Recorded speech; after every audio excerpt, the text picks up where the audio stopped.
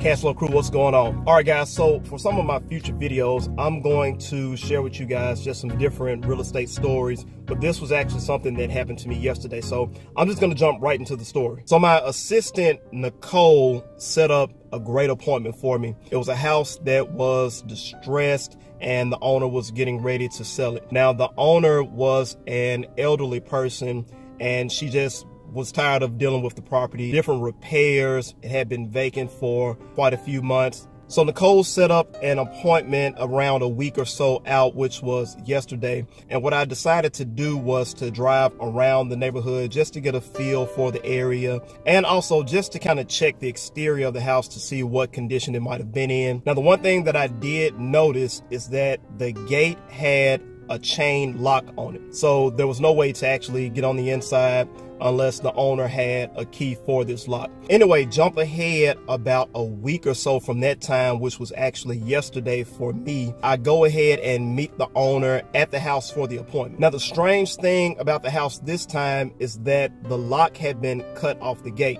Now, I arrived before the owner, and once she arrived, she noticed the same thing. So anyway, I'm chatting with the owner. We're both walking around the outside, just talking about different things, what the situation is with the house, different repairs that need to be made, and just building rapport and just having a general conversation with each other. Now, when I'm checking the outside of a house, I also do this just to see if there are any doors that have been broken into, if there are any windows that are broken, or just any signs that somebody may have been on the inside of the house. So on the exterior, there are two doors. Both doors are in good shape, locked. Nobody has been on the inside. Most of the windows are unbroken. Doesn't look like anybody has been through them, but there was one window that was broken out with just like some sheets on the outside covering up. Now, the last time the owner had been there, that window had not been broken out, but the owner did not have a key, and this window was the only way for me to get on the inside. So I let the owner know, hey, don't be worried. I'll just go through the window, see if I can get a door unlocked, and then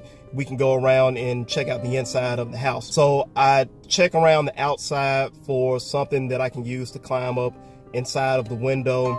I find a bucket and a couple of bricks just to stack and make some steps. Go through the window with my camera and my flashlight. And the first thing that I ask the owner once I get on the inside is, hey, has there been any type of fire damage on the inside of the house? And she responds with, no, everything should be in okay condition as far as, any type of burn or fire damage. I knew that something was strange. Something had been burning on the inside of this house. But despite the fact, I took my flashlight, went down the hall, went to the living room where the front door was, and opened the door for the owner. Now, once the owner gets inside, she notices that the house is in much worse condition from the last time she had been there. But the one specific thing that we both noticed is that there was a circle of ashes next to a bucket in the middle of the living room floor. So I pointed out to her and just let her know, like, hey, this is probably what that burn smell is. Somebody had been burning something for whatever reason. But I mean, it was just something strange. We couldn't figure out why anybody would just be burning ashes in the middle of the living room floor in this house. So we continued the walkthrough of the house. She's just pointing out different things, telling me about her life, just different past experiences with the house, while she's ready to go ahead and get it sold. And we go through each room. We go through the kitchen, nothing out of the ordinary other than repairs. First bedroom, we go to the second bedroom, nothing too out of the ordinary other than, the rooms are super dark, minus just the bit of sunlight that was coming in through the windows. And then I stopped in the middle of the hallway next to the bathroom, and I noticed that something else is just quite not right. And the smell hits my face, and I noticed that it is the smell of sewage. So I look at the owner and asked her, had she had any plumbing issues with the house or anything that she knew about? Maybe the sewage had been backed up. And she let me know that, nothing out of the ordinary with the plumbing or sewage had been going on with the house as far as she knew. But I checked in the bathroom and noticed that there was fresh sewage in the toilet. So I guess that's really just the second strange thing that we both noticed, and I just let her know, like, maybe there was a line that backed up before the power was cut off, and the sewage was just left there. But anyway, we continue to check the house, and I'm getting ready to make my offer for what I can pick this house up for. But I noticed that there is one more room that we had not walked through yet. Now, this door was the only door in the house that was closed. And as long as we had been in the house, it's the only one that we just didn't even think to look through. So of course, I want to make sure I do a thorough search and search all the rooms. I grabbed the doorknob, and the doorknob is kind of loose. I push on the door one time, doesn't budge. Push it again, nothing. And then I push it a third time, and the door begins to open. But then suddenly something pushes back on the door, and then I hear a voice. Now keep in mind, I'm only thinking that it's two of us in this house. I know my voice, and I know what this lady's voice sounds like, but this was a man's voice. Okay guys, so now at this point, I've got to explain the inner workings of my mind, because some of you guys are gonna think that I'm just straight nuts, just crazy. But my fight or flight reaction at that point kicked in. And in this particular situation, I'm not even sure why I reacted like this, but my fight response kicked in because there was no way that I could run out of this house and leave this older person in, the owner of the house, with whoever was behind this door. So now I'm on the defensive, and I yell, "Who's back there? You got to get out this house."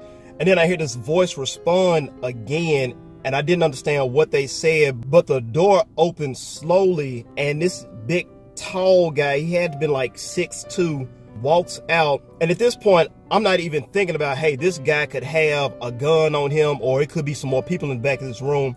I'm just trying to make sure that he doesn't lunge at this lady who's right behind me. And everybody at that time is confused, because we had been in this house, me and the owner, for 8 to 10 minutes, just talking and going back and forth from room to room. We had just passed over this particular room and never knew that anybody was back there. So at this point, the owner is just straight going off on this guy, just telling him like, "Hey, what are you doing in my house?" And I'm asking him the same thing, like, "What are you doing in this house?" Me and the owner are backing up slowly, leading this guy out of the house, and we realize, like, okay, he's not threatening, but he did just invade into this house, and he's just been staying here. So I'm sitting here looking at the guy and asking him like, "Hey, you don't have anything on, weapons or anything, because I'm carrying, and I don't want to have to, do something to you." And he's saying, "No, it's nothing like that. I'm from out of town." And I don't even know who he was talking about, but he said that somebody told him that he could stay in this vacant house. And at this point, I mean, I'm just completely confused, because it went from a situation to where I'm just here to meet an owner on a vacant house that I'm considering writing a contract on, to me walking in on this guy who's just been living in this house. So I'm trying to take control of this situation. I'm asking the guy, is there anybody else in that house? And he lets us know that his girlfriend is in there too, and she was coming out. About 30 seconds later, the girlfriend walks out, and we realized that they had just been staying in this house using the toilet, which is where the sewage smell had come from. No type of utilities or water access on. And they had been burning paper or whatever it was just in this bucket in the middle of the floor to keep warm. So the owner had a family member in the car with her, and the family member tells these people, "Hey, I'm about to call the cops. Either y'all leave or y'all going to jail."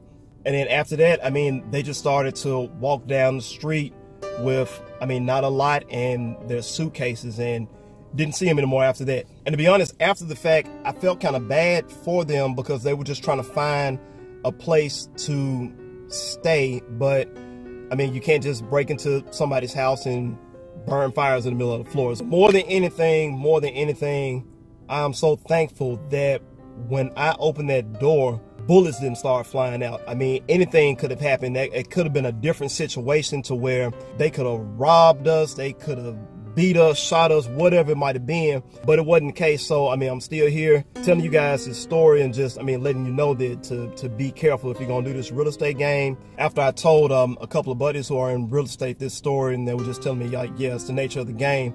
I've been in the same situation where I've walked in on people doing this or people doing that, or whatever the case might have been. But just something that you guys will want to think about if you're going to jump into real estate. But jumping to the end of the story, guys, it is one that is under contract now. Got the contract on that one, and we plan on closing it out hopefully as quick as we can. Hate it had to be under those circumstances, but I mean, it is what it is. If you like that story, guys, and you want to hear more of those, just some different crazy situations that I've been into, let me know in the comment box below. Make sure you like, share, and subscribe for more.